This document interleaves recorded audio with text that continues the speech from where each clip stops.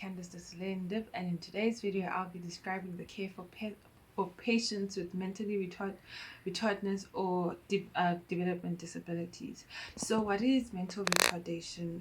Mental retardation is a condition in which a person has an intelligence which is below average. This is when they have a limited ability to learn and have very immature social skills. They are unable to care for themselves. To care for a mentally retarded person or patient, there are two places you can care for them: at your home or at a special facility where they are taken care by they're taken care of by caregivers. Okay, development disability. This occurs during the development stage, which is below the age of 22 years. It includes mental impairment, physical impairment, and in some cases a very drastic case would be where the patient has both mental and physical impairments. Right. So with development disability, the patient can be born with it, or they can acquire the disability during the course of his or her life.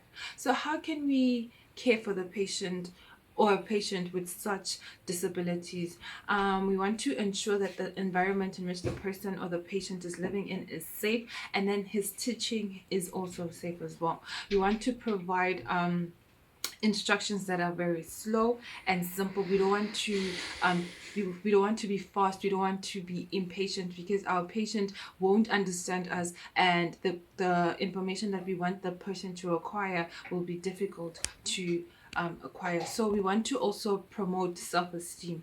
We can do this by normally a patient with mental retardedness or development disability, they are unable to do things for themselves. They are unable to care for themselves. So as a patient, to promote self-esteem, you would encourage them to do it by themselves. You would encourage them to, for example, I don't know, brush their teeth, for example. You want to be patient with the patient, because they have a very low IQ level, and they are unable to use logic. So you want to be patient as you're giving instructions for maybe oral care or feeding or bathing. You want to repeat the instruction until our patient understands. Also, you want to assist and supervise with daily activities.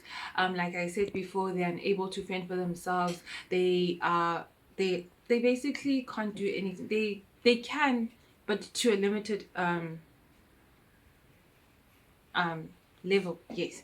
And the most important is for you to be supportive, and for you to be calm, and for you to also show that empathy, sympathy towards your patient. Don't yes, it might be frustrating for you to care for such a patient, because like repeating yourself over and over can be annoying, but then the beauty in it is that you're caring for someone who can't care for themselves, who can't fend for themselves. So you being supportive in a sense is encouraging them to strive to learn what they need to learn. And most important, you have to smile with your patient.